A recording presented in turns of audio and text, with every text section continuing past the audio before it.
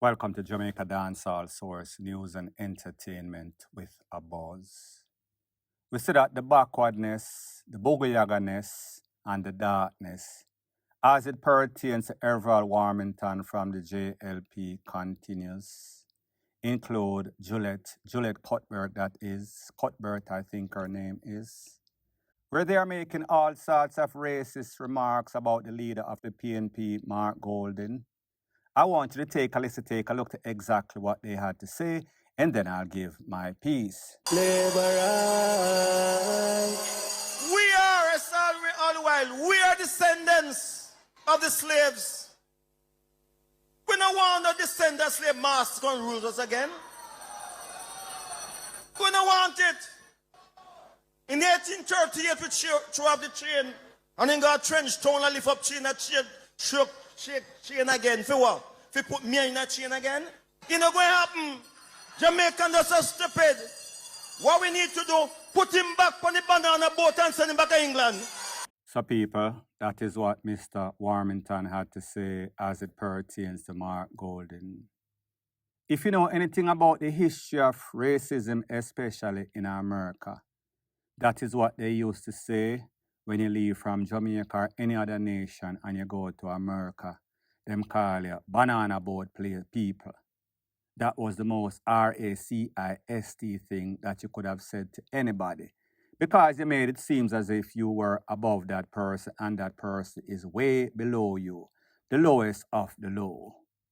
So that was Mr. Everald Warmington. I want you to take a listen, take a look at exactly what Julliette Cuthbert had to say, and then I'm going to give my piece. There's another man called Marky British, and he is a man who believes in holding chains around the neck of black people.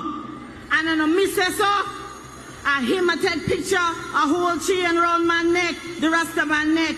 We have to say no to the man that is leading the PNP, who love to style black people. So people, you heard what Julliette Cuthbert had to say.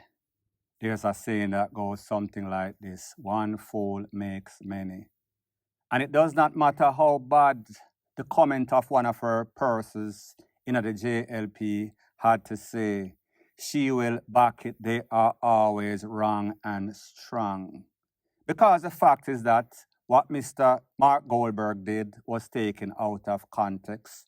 Not in 2000, whatever, would a man really go out there with a man with chain around his neck? That person actually went to the PNP conference with that chain around his neck to say that he is revolting against oppression. However, whenever you are a scumbag, a lowlife, then you are going to do some sort of reverse psychology and take what was said or what was done out of context. This is my disclaimer before I proceed. I am neither PNP nor JLP. I would rather to vote for a random goat. So we heard what Everald had to say, and we heard what Julliette had to say.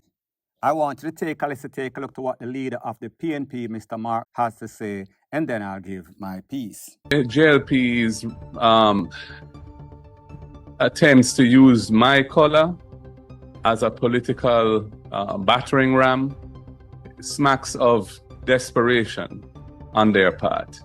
And other countries, other races of people are looking on and saying, how is it that the government of Jamaica is allowing a junior minister or a former minister, two MPs, to be using racial taunts and slurs as a source of attacking a political opponent? It's very bad form, and it's unfortunate for Jamaica, and it really needs to stop. So people, you heard what Mr. Gold had to say.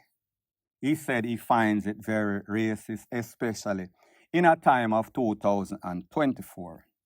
For all the years that I've lived in Jamaica, a couple of decades, I've never really faced any sorts of racism. This is the first time, well, not the first time, that I'm hearing a black Jamaican, two black Jamaicans talking about somebody that is brown, somebody that is obviously not racist, somebody that is married to a black woman. A lot of even black Jamaicans, they are not married to any sorts of black woman. They want browning or they want some other sorts of race. Not to say anything is wrong with that. However, a man that is racist would not marry a lady that is black. It is quite obvious that these persons are desperate, like you hear the leader says. And whenever you are desperate, you will do just about anything. And that is the case as it pertains to that. And what makes it even worse in the case of Everald Warmington, this is a man that is known for always putting his foot in his mouth. There are many occasions in which this man say all kind of BS. They keep suspending him, keep putting him on probation, and he never learns from the mistakes that he has made before. But it seems as if once you can win, once you help that party to win, no matter how despicable you are, no matter what a lowlife of a human being you are, they will always use you. You are always going to be a part of the party. There will be no sorts of repercussion, no matter how bad the backlash is. The JLP, they are setting a very bad example. And this is yet a next perfect example. Point blank and period. So the next thing that is popping in the news, it is called There Goes the Mother Humping Neighborhood. I told you about a year or so that St. Anne is going to break out like sore, meaning Ocherius, meaning Brownstown, meaning all of the adjoining areas. Because of the fact that it is party central, you have the beach, you have all of these tourist resorts, you have all of these places that you can go for all sorts of excitement. The beach is always going to draw the low life. Such is the case. We've seen the crime spree that have pretty much escalated in St. Anne. Fast forward less than 24 hours ago, 10 p.m. to be exact, in Manchester, in our district, a man known as Mr. Evan Gibson, labourer, hard-working man, lost his life at the hands of gunmen. Based on the Popo report, it is said that Mr. Gibson was home chillaxing at his house when he heard some loud knocking at his door. Boom, boom, boom. He heard voices outside saying, open up, police, we have warrants. Calling his name, he thought that it was the Popo. He made a very wrong, fatal error. Opened up the door and he was greeted by a round of gunshots. Needless to say, he was taken out on the spot. Two other occupants of the house, a man and a woman, the woman was shot in her breast and the man in his leg. I wanted to take a listen to what a relative of Mr. Gibson had to say, that he had just spoken to him minutes before he lost his life. Take a listen, take a look. This man talk to me, so now I want to get dance. Come check down there and get him go here for me. He says, Daddy, you are going to try to take you, him and your uncle, and see what happened there. Check my son alive. I was shocking already that my flight was outside, and my flight was outside, and I said, where my son there? And when I go, and I said, yes, I said, I'm galang. I go feel my foot sticky, like my foot want to check up, and can't check up, and blood my foot in there. Now, people, just imagine you as a relative, close relative that live nearby, spoke to your family member, worse if it is your child, your son or your daughter, in this case, a son. And them tell you, say, all right, me soon come check you. Moments later, you get some sorts of phone call. You don't know, say, Gibbo or ever lose him life. You went by there while you were walking on the premises. You step in at something that you thought was water. When you look, it is a BLOOD of your own family member. Now, just imagine how emotionally traumatized you are going to be experiencing stuff like this. It is going to haunt you for the rest of your natural life. The sad thing is that this is not an isolated incident. This is what many parents, many family members, brothers and sisters, relatives have to go through on a daily basis in Jamaica. Jamaica is actually murder central. Manchester is one of those hotspots, point blank and period. So the next thing that is popping in the news is that there's a video that is making its round on social media in which Dancehall superstar Vybz Kartel, I think he was attending Shawn JLP'S birthday party. He was there with a bunch of people, friends, including Madsus. If you don't know the history, Vybz Kartel, Shawn JLP, and Madsus was on the same case. They did about 12 years and 10 months, and some other days to be specific. Well, it seems as if this was some celebration for Shawn JLP. And Vybz Kartel held the microphone and he was saying, you know, say, you're my brother and I love you. I'm not care what anybody want, say, anybody want, why me? I am going to make people know, say, listen, I respect and I love this man for being a great friend, for being loyal, for sticking it through thick and thin. This is a specific video. Take a listen, take a look, and then I'll give my piece. I'm going to pray to God and I say, Father God, carry a road. We're going to change your life and we're going to make the youth them know so there's a better way. And God, free way, bro. See, I love you, dog. I'm going to kill who want to why I'm going to suck on the man, brother. Mad sauce, love you, bro. Free Cairo, brother. Tears right now, bro. Show some people that know, brother. I love all the guys that stand up with me. Right, show. I know they must stand up with me. Bro, I love them the same way, dog. I just see haters that I love. You see me? Yeah, I see haters that I love, bro. It's been a long time coming, but we're there and there. I can't just say that. I want to look on you then for following our footsteps and know say money over war and you see me, a woman over gun and them thing there.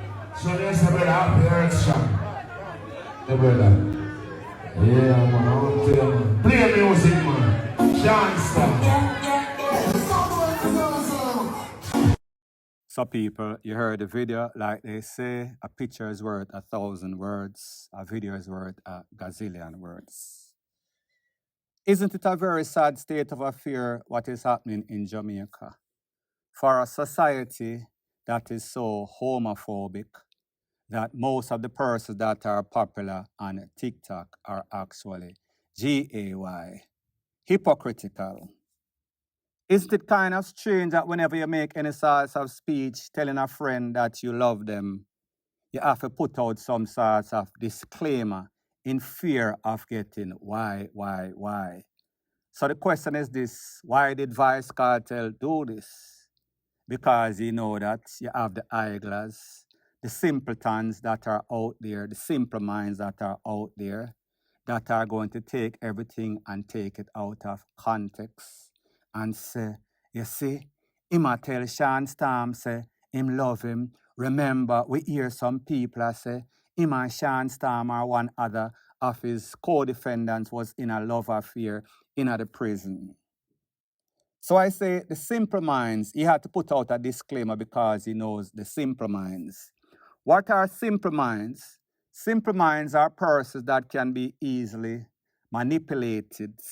So even though they've heard all of Vybz Kartel, pretty much female artists that was in the Gaza camp, saying that he had some sort of sexual relationship, how much millions of bun he was giving Shorty, how much women he was sleeping with, how much baby mother that he has out there. No, not one case of any sort of GAY allegations until specific people start to say this and people actually believe. So my point is this, persons will have a million evidence that says this man is least likely to be a fish, and minimal, if any, sort of evidence that says he is a fish based on one person's accusation, but they will still run with it. So a man that is a known gallus, that have many, many women, and it is documented, will have to put out some sort of disclaimer, him not care who, why him, the haters they are. People, it's a very sad state of affairs, and like I know our people very well, some people are going to remix this and say, see ma say him love this man, when they know that the context of what he said is different. People don't understand that if you say you love somebody, it has nothing to do with sex. It means respect, it means loyalty, it means a whole bunch of other things that are not affiliated with any sort of homo kind of labeling. Point blank and period. So anyways, people, thanks once again for checking out my video. If you appreciate videos like these, please show your appreciation by liking, commenting, sharing, and subscribing to my channel. That is how YouTube promotes videos like these to like-minded, sensible persons like yourself. Bless up.